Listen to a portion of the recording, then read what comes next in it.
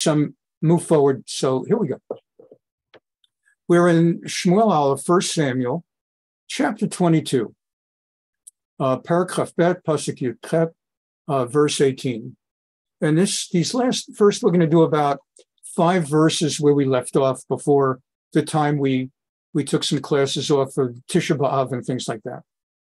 We had been at the city of the priests, the Kohanim, the Kohens, the city of Nov, where King Saul, Shaul HaMelech, mistook the innocence of the Kohanim and thought they were involved in a conspiracy with David to take him down in rebellion.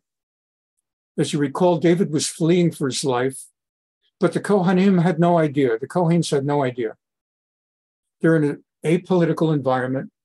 They're in a city, all Kohanim, and along comes the famous David who took down Goliath, and he tells them he'd like some bread for his 400 men, and they have no reason to think that there's anything wrong about that. He asks whether they have weapons. They explain they're an unarmed city, a city of peace, city of Kohanim. Why would they have arms? But they happen to have like a museum where they have the sword of Goliath. So they say to David, look, you took him down. If you need something, we have the sword of Goliath we can give you. And he asked them to inquire of God through the Urim and Tumim, the unique way that a high Kohen actually could ask questions of God. And so they asked of God. Now, we learned last class that not any Tom, Dick, or Harry could just come and ask questions of God through the Urim and Tumim. Only the Kohen Gadol, only the high Kohen had the Urim and Tumim, which was a piece of parchment inserted in the Kohen's breastplate, his ephod that had the 12 jewels representing the 12 tribes of Israel as part of the Kohen's garments. And in the breastplate, there was, as I said, a piece of parchment known as the Urim and Tumim. And that kind of activated, almost like imagine a battery activating a device that would not otherwise be able to do its thing without the battery. That was like the equivalent of a battery. Obviously, thousands of years ago, it's not electronic, but it had the power to activate the ability to ask questions of God. Only the Kohen Gadol could ask those questions, and he could only do it on behalf of a king of Israel or the Sanhedrin, the high court of Israel, or someone with an urgent question that would impact the entire nation of Israel, such as perhaps a general at war going into war with the army of Israel, perhaps. So the idea that he was asking of God through the Urim and Tumim on behalf of David kind of meant that the Kohen Gadol, the high Kohen, was ascribing to David some extremely high status, either king or head of the Sanhedrin, or someone going to battle on behalf of the Jewish nation. Now, clearly, he was accompanied by 400 men, which was a far cry from the armies of Israel. So that wasn't the status. It wasn't that he was asking on behalf of the Jewish nation. And he was not the head of Sanhedrin or something. So that leaves an inference that the Kohen Gadol was treating him as though he were the king of Israel. Doeg, the Edomites, saw that and reported back to King Saul, I saw that the high priest at the city of Nov asked of the Urim and Tumim on behalf of David, as if to say that the Kohen regards David as being the equivalent to the king of Israel. And I also saw that the Kohen gave David food and gave him a sword.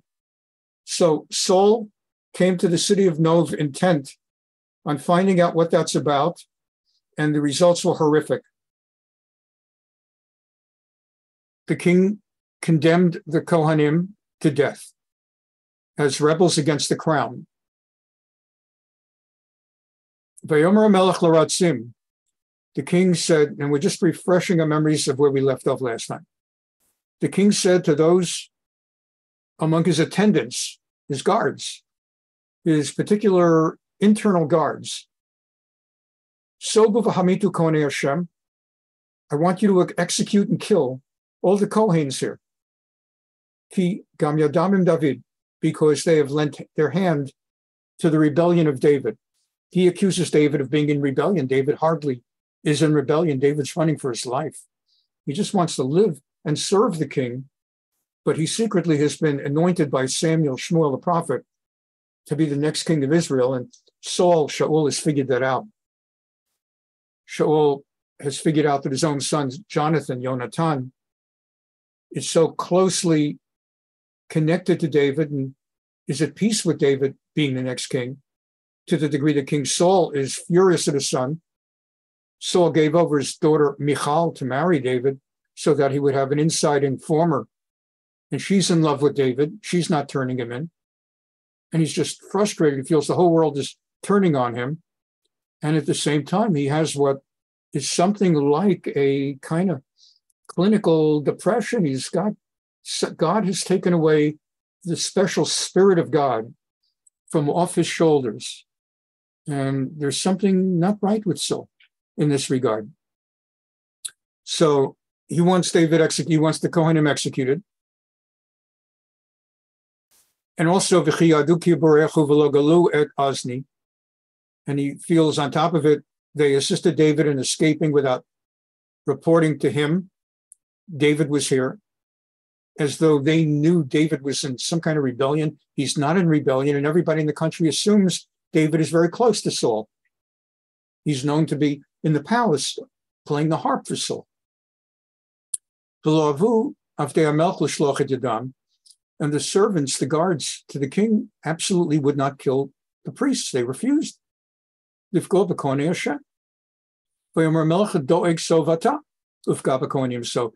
the king turned to Doeg, the guy who reported on the priests, on the Kohanim, and said, I want you to kill them out. And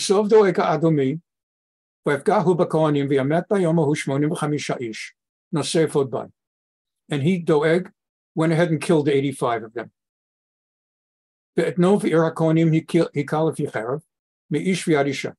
And he wiped out the city of Nov, men and women, me'olel va'adonek, adults, babies, v'shor v'chamor v'sel v'charav, and their oxen and their donkeys and their sheep. He slaughtered all of them. He slaughtered the city. And we learned in the previous class, we actually learned from outside Judaic texts the concept that in Judaism, we have an expression, a saying, and a belief: he who is merciful to the cruel ultimately will be cruel to the merciful. And here we have the example they give is King Saul, Shaul HaMelech, who was merciful to Agag, the king of the Amalekites, and did not kill him when he was commanded to do so. And he did not kill all of their sheep and their oxen and their donkeys. And in the end, what he would not do to the cruel people, showing mercy on them, he did to the merciful people, showing cruelty to them, killing them and their wives and children and their oxen and the asses and their sheep. Only one survived in the entire city. The son of the high Kohen, Akin, his son Evyatar, who fled to David. And Evyatar told David that Saul had killed out all the priests. He killed 85. David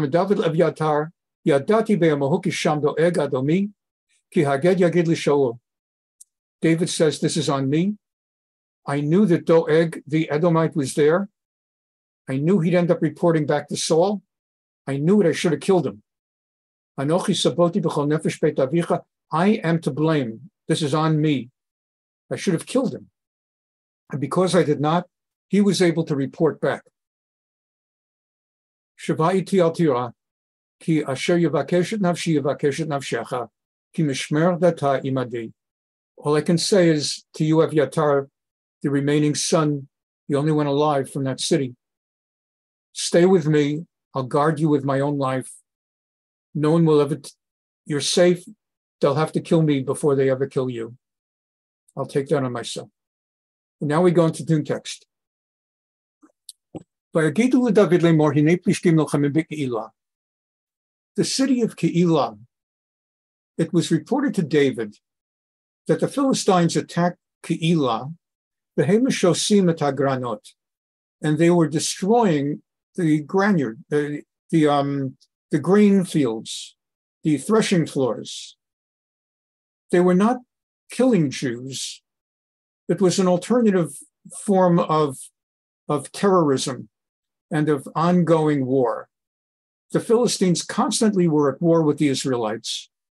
You'll remember again that the land of the Philistines is in Gaza on the west. Let's see if I've got a good map that has that up. Yeah.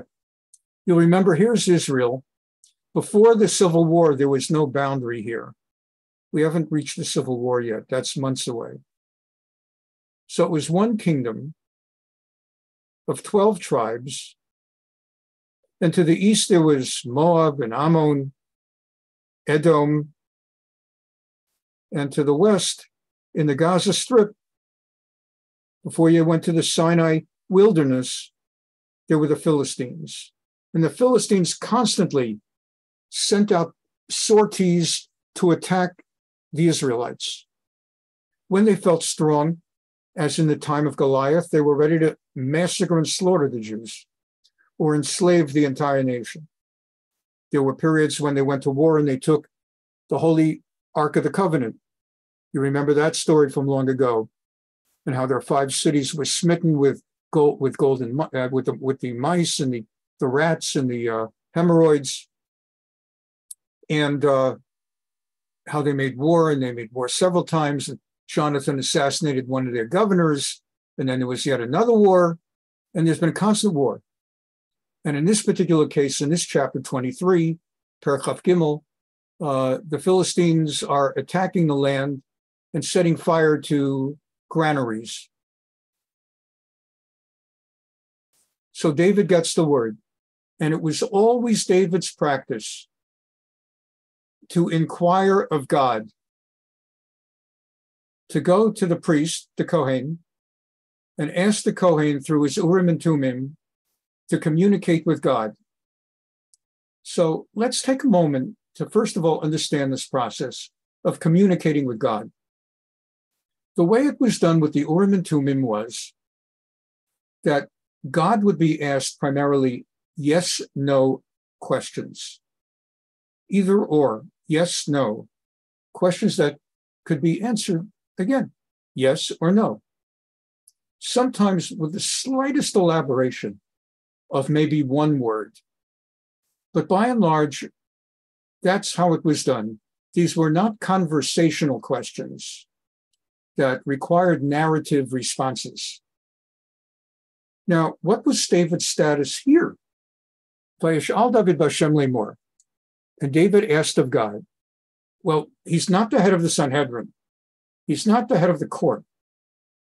And he's not the king. That's Saul. But now, if he's going to go to war against the Philistines, even though it's only his 400 men with whom he's going to war, he's fighting, in this case, he's asking on behalf of the Jewish people. Because it's a matter of not merely as an individual running away from Saul to stay alive, but it's about going to war with the mortal sworn enemies of the state of Israel of that time, the Jewish nation of that time, the kingdom of Israel, the first commonwealth it was called now. He's going to war against the Philistines. So he asks of God, Ha'elech v'hiketi, shall I go and attack them, Vaplishtim, the Philistines, ha'elech? Should I go and attack these Philistines? It's a kind of yes-no question. Vayomer Hashem el David, and God responded to David through the high Kohen and the Urim and Tumim, Lech v'hikita ba'plishtim. Essentially, God answered, yes. Go and fight those Philistines. V'hoshata et Keilah, and save the community of Keilah. Vayomer anshe David elav, hinei anachnu po b'Yehuda Yerim. Now, the men of David actually did not want to go to war. They were there as part of his armed men, his retinue of 400 ne'er-do-wells, people who are on the lower part of the economic and social totem pole, if you remember, stragglers. And these were the people that came to support David, because the average person would not want to get involved in any kind of band of men whom the king declares in rebellion, who the king is pursuing. People don't want to get involved in that. So who's going to align with David? People who really have no alternatives. They're stuck. They don't have money. Their station in life is very low. And this is their chance to attach to greatness, stand by greatness. And frankly, if he ever emerges as someone who realizes his full potential, they stand to gain much, much greater status. But they're not supermen, and they're not superheroes. And they're terrified to go to war against the Philistines. It's only 400 of us against Philistines. So they say, we're scared of the Philistines right here where we are in Judea, in Yehuda. If they come and attack us, we're even more scared. We should look for trouble. We're scared of them that they may attack. Thankfully, though, they haven't attacked. Why would we want to go and look for trouble? We should go into battle against the Philistines. So David sought further assurance by further inquiring of God, again through the Urim and Tumim. And in order to do that, we've said, since he's not the king and he's not the head of Sanhedrin, the courts, he's asking on behalf not only of his 400 men, but on behalf of the Jewish people, who don't even realize he's really standing there protecting them, because if the Philistines are not opposed as they continue with these acts of destruction, it's going to get only worse and worse, and there will be significant war. That's the status. And of whom is he asking? He's asking of Evyatar, the one surviving Kohen from the city of Nov, the son of the high Kohen, who has come with the Urim and Tumim. He salvaged that when he got out of the city and attached to David. So David asks, and he again asks, Vayaneu Hashem. And again, God responds and says, Vayomer, kum reid Keilah, go ahead, go down, descend down upon the city of Keilah, because I am handing the Philistines into your hands.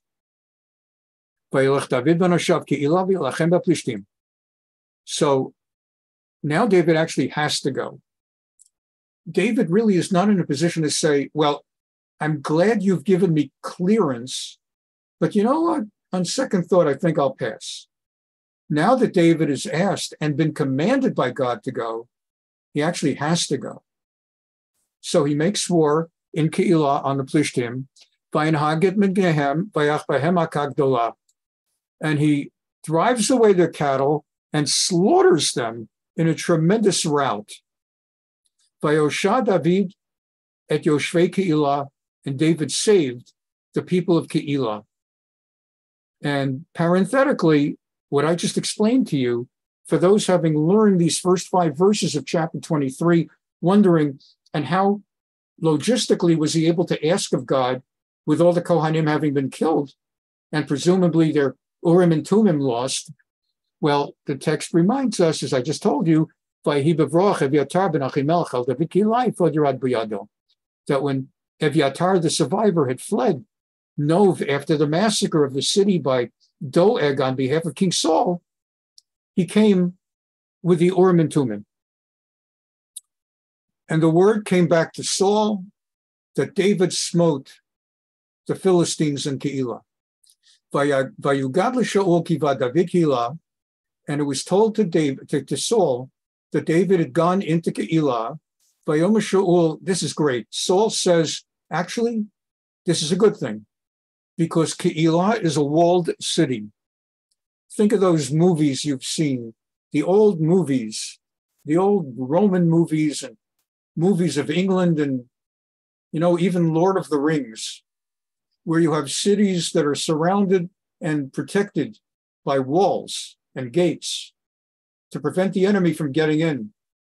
Of course, in all those things, very often the enemy tears down the walls, pierces through, and does get in. And then things are not as defended.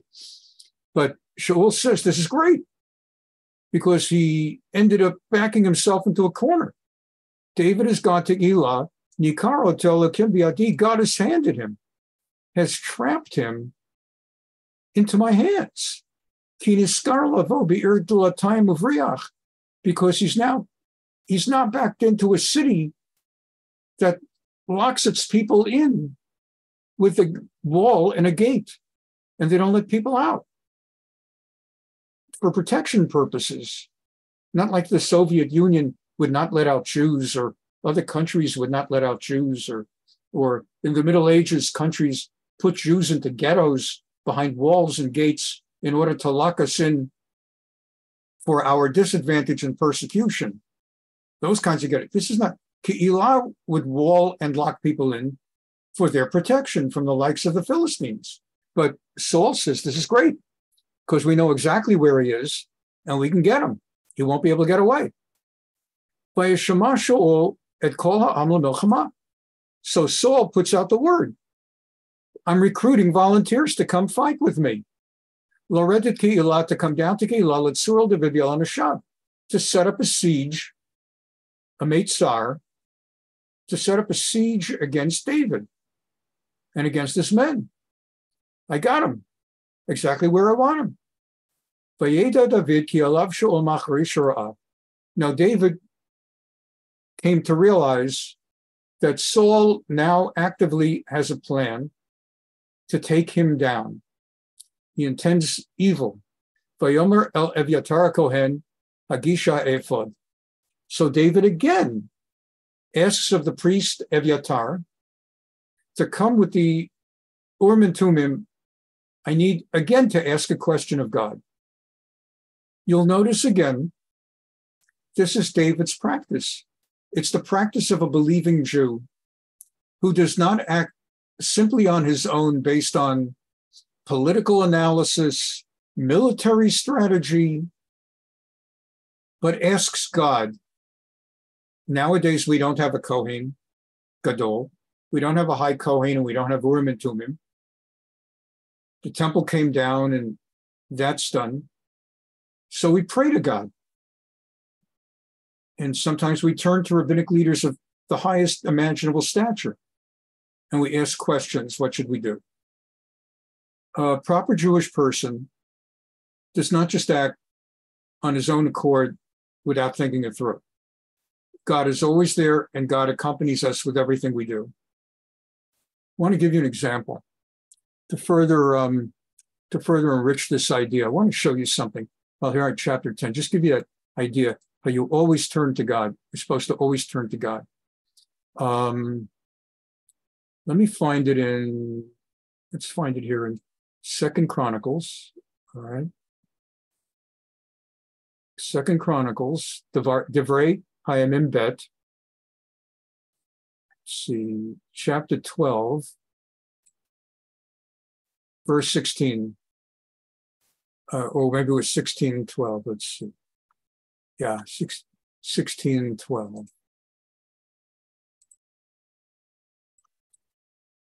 King Asa, Aleph Samach Aleph, or ASA, was the third king of Judea after the Civil War, that divided the grand kingdom into north and south.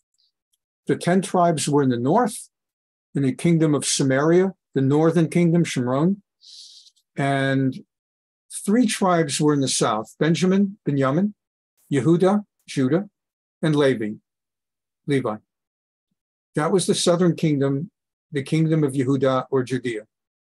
And their third king was King Asa. And he was a righteous king.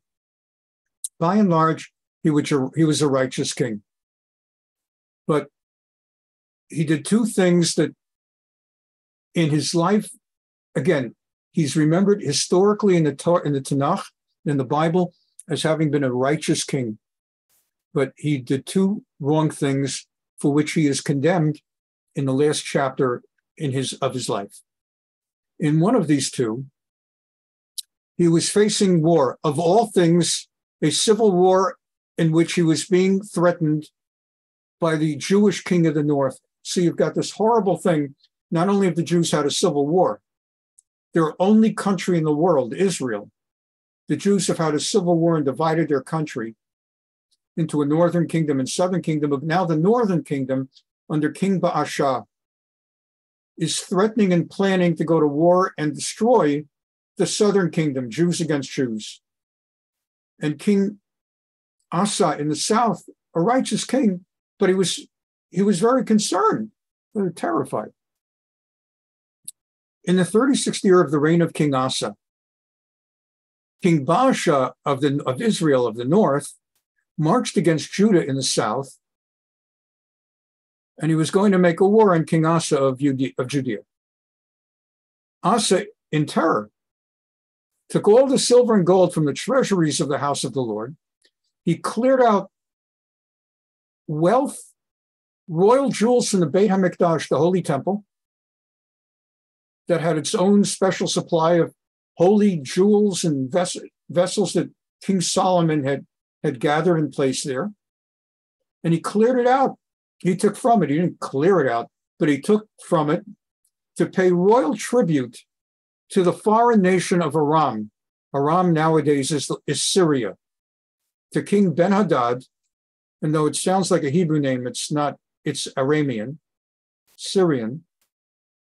And he sent money, royal tribute, money from the stores of the Beit HaMikdash to King Ben-Hadad of Aram, pretty much, as I said, Syria, residing in Damascus. To this day, that's the capital of Syria. And he begged him, there's a pact between me and you, as there was between my father and your father. I herewith send you gold and silver. I know you also have a pact with King Baasha, the Jewish kingdom north. I'm asking you to break that pact and join me in a war against the northern kingdom. Really horrible. Can you imagine the only Jewish country in the world divided in half, and one of the Jewish sub-countries allying with a non-Jewish country to go to war against the other Jewish country? Really horrible. And Ben-Hadad did so. Ben-Hadad joined up with Asa in return for that payment of royal tribute, and in fact helped him put down the attack of King Baasha. Okay. God sent a prophet named Hanani.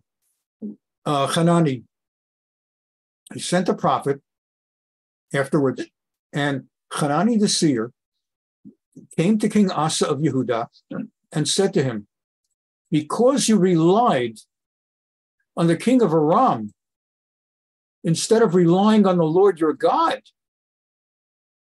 I would have given you victory over Baasha.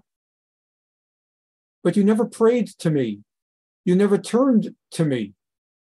Instead, you turned to a foreign king because you placed your hope in him. Don't you realize I had just about handed him over to you? After you would have been done with Baasha, you were going to destroy Aram's army and would have had no more enemies and threatening armies on your borders for the rest of your reign. Instead, the army of the king of Aram has slipped out of your hands. The Cushites and Libyans, part of his army, were a mighty army with chariots and horsemen in great numbers. Yet because initially you had relied on the Lord, says this prophet Hanani, he delivered them into your hands. Don't you see? You were going to wipe them out alongside Baasha. Instead, you have acted foolishly in this matter, putting your reliance on Aram. So good, he helped you beat Baasha. And now you have a very, very strong enemy army, Aram, who today was on your side, and tomorrow they'll be coming after you. And henceforth, you will be beset by wars. And so the text tells us that, number one, in this regard, he did not turn first to God, unlike David, because we keep seeing David asks of God, what should I do? Should I go to war against the Philistines? Should I go and save Keilah? What should I do? He's constantly going to the Kohen and asking of the Urim and Tumim. God does not consider this an inconvenience. Would you leave me alone? Would you stop bothering me with so many questions? God expects this of such a person, King of Israel. And so the second way that the text also, right before, and basically Asa is a tremendously righteous king, tremendously righteous. But chapter 16 points out he failed here. In fact, he got so angry at the prophet who sent him the bad news that God is angry at you for not having relied on him, but having relied on the king of Aram. Asa was so angry, vexed at the seer, he put him into prison. Talk about, right, being angry at the messenger. For he was furious with him because of that. So that's where it takes away from, in other words, righteous resume and life story. And the text adds one more thing. As they're about to say his life is, and that's his life. I've only read you like 3 or 4 verses. It goes on for like 2 chapters. I'm not taking out the time for that because it's too far afield from our class right now. But King Asa, who otherwise is described very righteously, and it winds down. It says, the acts of Asa, early and later, recorded in the annals of the kings of Yehuda and Israel. And it's the end of the story. P.S. Verse 12 is P.S. Because verse 13, Asa slept with his fathers. He died. He was buried with his fathers, died in the 41st year of his reign. But there's verse 12 is P.S. An extraordinary verse. In the 39th year of his reign, as we said, he died in the 41st year. So 2 years before he died, Asa suffered from an acute foot ailment. What was this foot ailment? Rashi tells us, try to find Rashi here.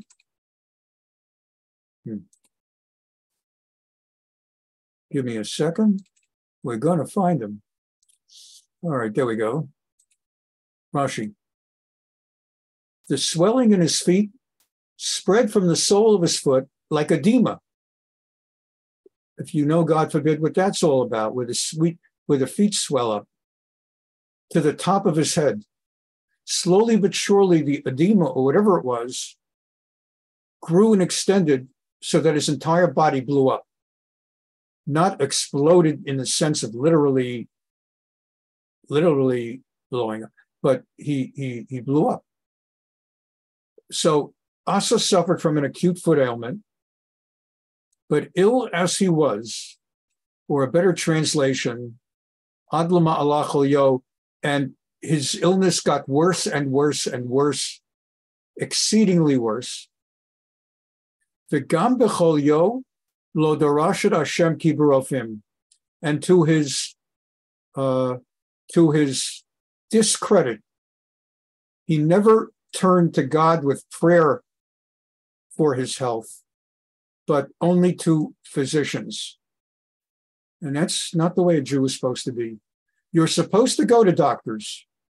You are supposed to go to doctors and do everything possible to get cured and to seek out the best medicines and the best doctors. But you're supposed to pray to God for healing, refuah shalema, a complete healing, and understand that all the efforts of doctors and medicines will not succeed if that's not God's will. And they will succeed if it is God's will. Let's see if we can find this real quickly.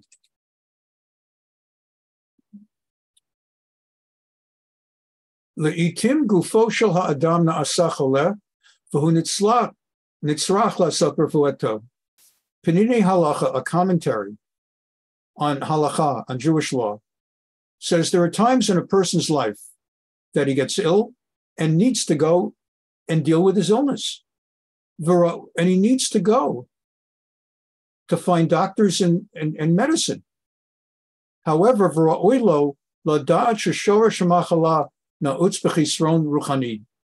but a Jew always should look within himself and herself for any possible lacking spiritually that could have contributed to being stricken.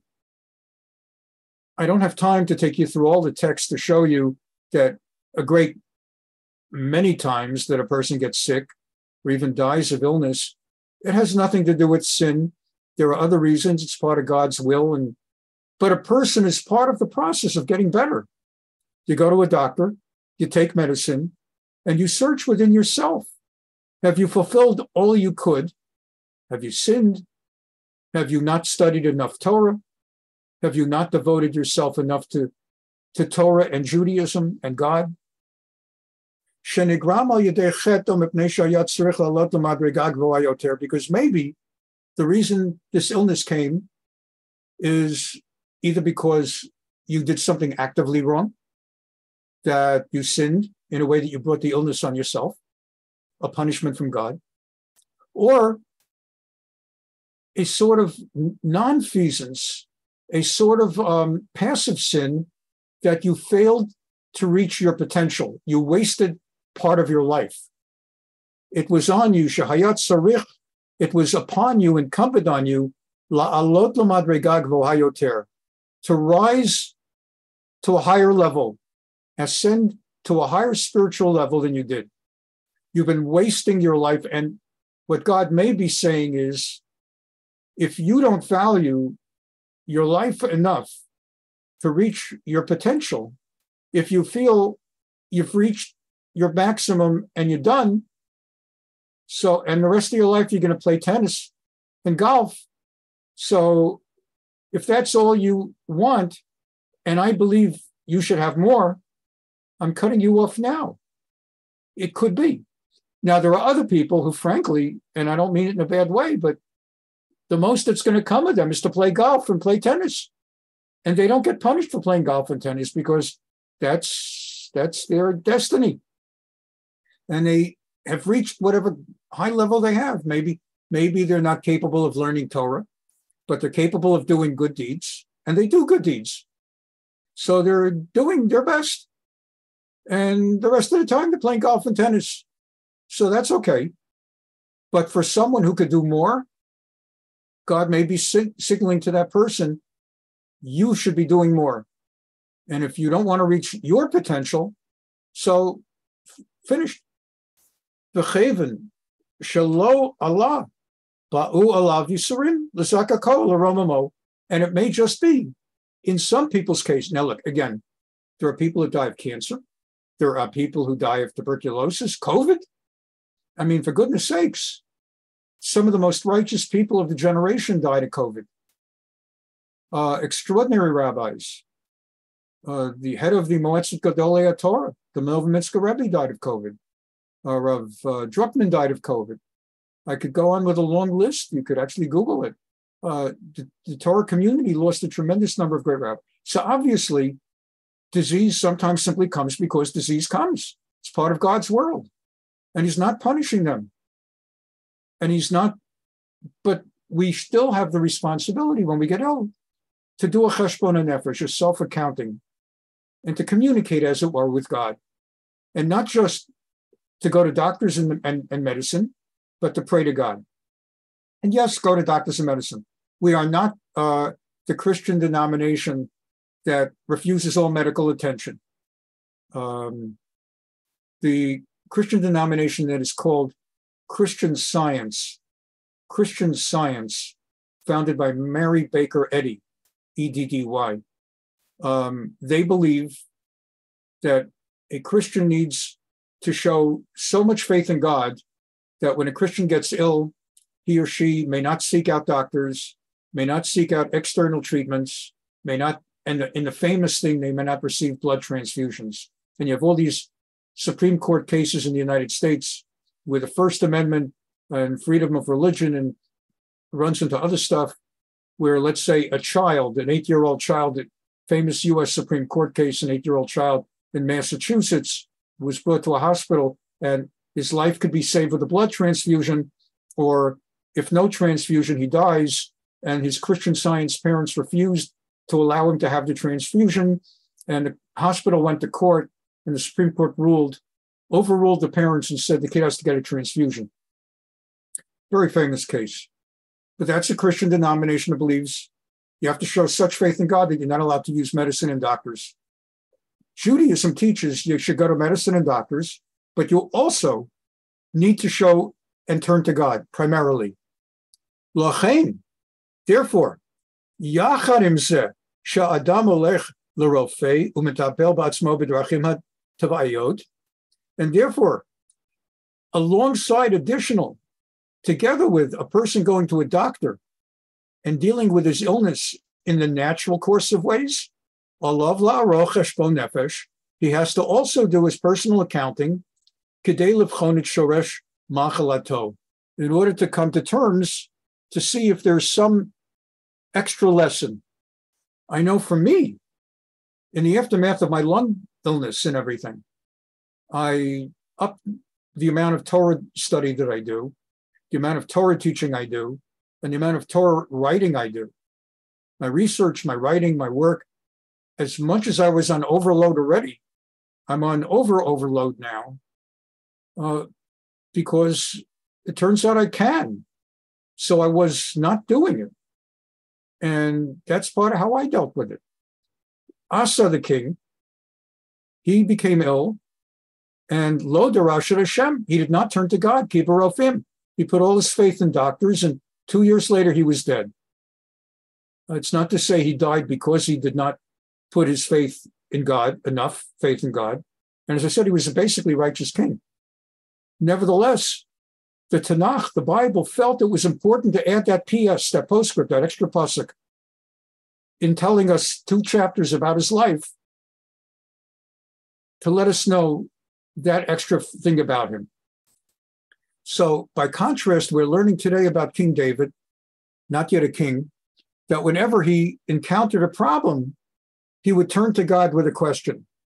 Vayomer David, Hashem Elokei Yisrael Shemo Shema Avdecha, Ki Mevakesh Shaul Lavo El Ke'ilah. So now, David, who has responded affirmatively to God's response to him, went to fight the Philistines in Ke'ilah, defeated the Philistines in Ke'ilah, but now is, quote unquote, backed into a corner in a gated city where Saul is going to come and try to kill him.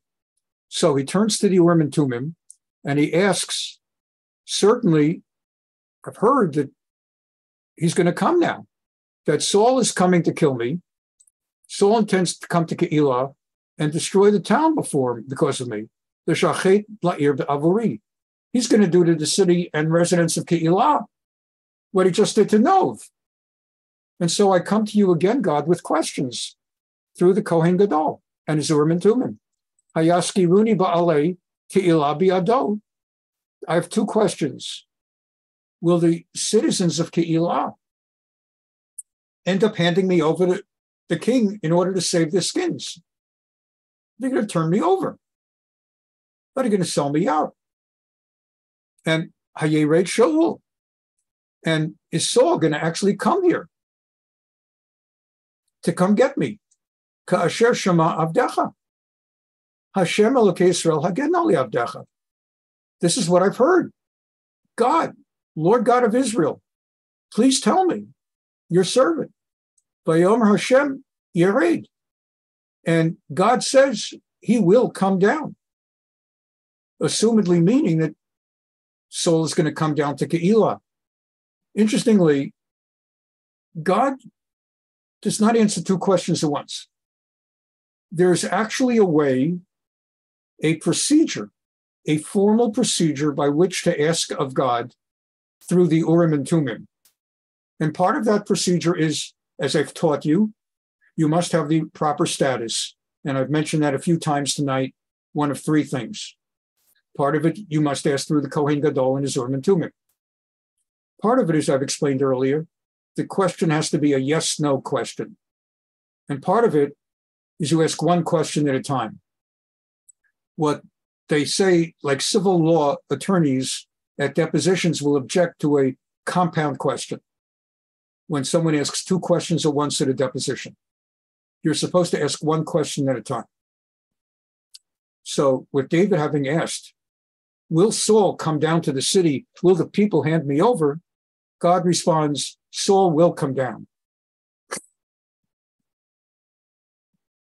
By the way, if you look at it carefully, he says Yered, not Yered, but Keilah. God says he will come down. If you listen very carefully at the wording, God does not say he will come down to Keilah. Only he will come down. Which prompts another question, and God does not respond to the other question about whether the people will turn him over. So David has to ask a second individual question. Vayomer David, hayaskiru ba'alei Keilah oti v'yet anashai b'yad Shaul. And will the people of Keilah hand me over, turn me and my men over to Saul? Vayomer Hashem yaskiru, and God responds, they will turn you over. And understanding that he will be handed over, Vayakam David vanashav keshesh meot ish, his following has grown from 400 to 600. And David and his 600 men decide rapidly to get out of the city. If they wait too long and Saul comes, the people will hand him over. And in handing him over, they will lock the gates of the city and lock him in. So before Saul has actually come down in pursuit of him, that may be happening any minute now, he gets out while the going is good and gets out of the city while the doors can be opened. And he leaves the city that he just saved, by the way. The Philistines were there destroying the granaries.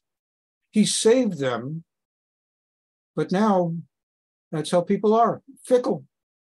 They'll turn him over yet. So he flees, but and they just flee. They don't have a specific destination. They go wherever they can go, just to get out of there. And it was reported back to Saul that David and his men had fled Keilah. And as a result, Saul did not go to Keilah, did not pursue David in Keilah. There was no point, he was gone. So we go back to God's answer to David's question, will Saul come down? He didn't say, it's the way he asked it. Will Saul come down? He should have asked more specifically, will Saul come down to Keilah?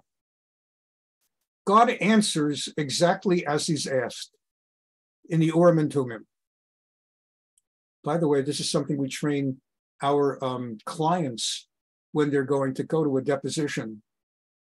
The other side's going to be asking you a lot of questions at the deposition to find out things about you. And we don't need to give them more information than they can find out on their own. So just answer what they ask you. If they ask you questions, just answer the question. Don't volunteer additional information.